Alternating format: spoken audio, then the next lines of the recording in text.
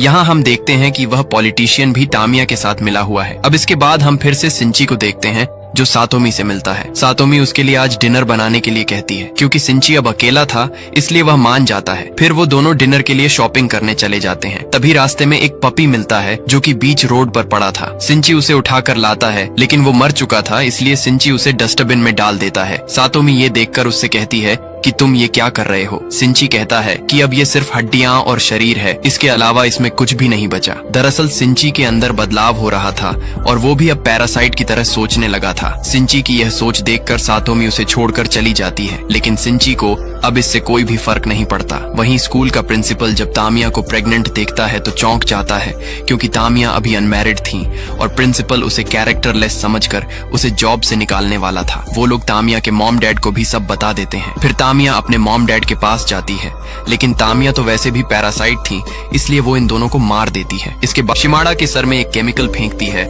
जिससे वो जलने लगता है, मगर इससे वो बेकाबू हो जाता है और इधर उधर हमला करने लगता है। सारी लड़कियां बचकर निकलने की कोशिश करती हैं। तभी सातोमी की एक दोस्त यहाँ मारी जाती है। सिंची जब तक यहाँ पहुँचता है तो कई सारी लड़कियां मर चुकी थीं। सिंची काफी घबरा जाता है। मिगी उसे शांत कराता है और इन हालातों में हिम्मत दिखाने के लिए कहता है। सिंची दोबारा से उठकर सातोमी को बचाने जाता है। सातोमी शिमाडा से बचकर भाग रही थी। तभी सिंची आकर शिमाडा को एक धक्का देता है और उससे फाइट करने लगता है। तभी यहाँ तामिया भी आ जाती है और वो शिमाडा को शांत होने के लिए कहती है। शिमाडा शांत हो जाता है, लेकिन फिर तामिया यहाँ एक बम फेंक कर चली जाती है। ये देखकर सिंची सातोमी को लेकर नीचे कूद जाता है और तभी जोरदार धमाका होता है। सिंची सोच रहा था कि शिमाडा मर गया, लेकिन वो अब भी जिंदा था। तभी यहाँ पुलिस और एम्बुलेंस भी आ जाती है। सातोमी जख्मी हो गई थी, इसलिए उसे हॉस्पिटल ले जाया जाता है। वहीं पुलिस ऑफिसर ऊपर आ जाते हैं। तभी शिमाडा आकर इन पर हमला करता है और इन्हें मार देता है। शिमाडा स्कूल की छत पर जाने लगता है। मिगी सिंची को ये बताता है। सिंची एक दूसरी बिल्डिंग पर जाकर एक लोहे की रॉड लेता है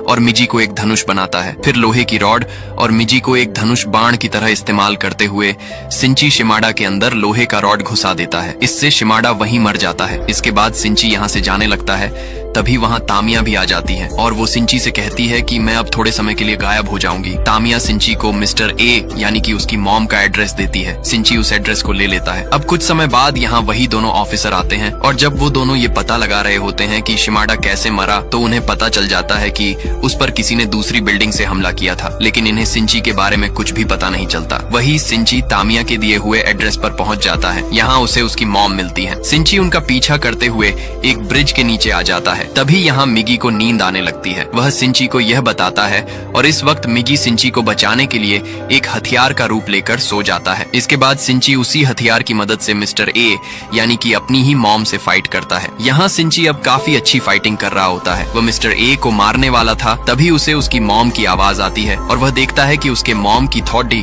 बहुत कॉन्शियसनेस अभी जिंदा होती है। तभी मिस्टर ए सिंची पर हमला करता है, लेकिन उसकी मॉम की कॉन्शियसनेस की मदद से उसकी मॉम अपने हाथ से सिंची को बचा लेती है। मगर फिर सिंची को ना चाहते हुए भी मिस्टर ए को खत्म करने के लिए अपनी ही मॉम को जान से मारना पड़ता है। अब थोड़ी देर बाद मिगी जब जागता है तो सिंची उसको ये सब बताता है। अब इसके बाद हम उस पैरासाइट पॉलिटिशियन को देखते हैं और उसकी पार्टी ने अब तक इलेक्शन जीत लिया होता है। इससे वह पैरासाइट अब एक ऊंची पोस्ट पर बैठ जाता है। लेकिन इसी दौरान उन दोनों पुलिस ऑफिसर्स को हेडक्वार्टर बुलाया जाता है और एक दूसरी टीम का चीफ इनसे पैरासाइट के बारे में सारी इंफॉर्मेशन ले लेता है, क्योंकि अब इंसानों को ये पता चल चुका है कि पैरासाइट इनके बीच छुप कर रह रहे हैं और इसीलिए इंसानों को बचाने के लिए ये लोग एक ऑपरेशन चलाने वाले हैं जिसका नाम है ह्यूमन लाइफ प्रोटेक्शन। अब इसके बाद हम देखते हैं कि वो पॉलिटिशियन तामिया के पास जाता है और इन दोनों के साथ एक और काफी खतरनाक पैरासाइट भी था जिसका नाम गोटू होता है। वो तामिया से कहता है कि वो सारी मैनकाइंड को खत्म कर देगा, लेकिन अब तामिया को अपने आने वाले बच्चे की चिंता होने लगती है। वहीं दूसरी तरफ सिंची हॉस्पिटल में सातोमी से मिलने जाता है और डिसाइड करता है कि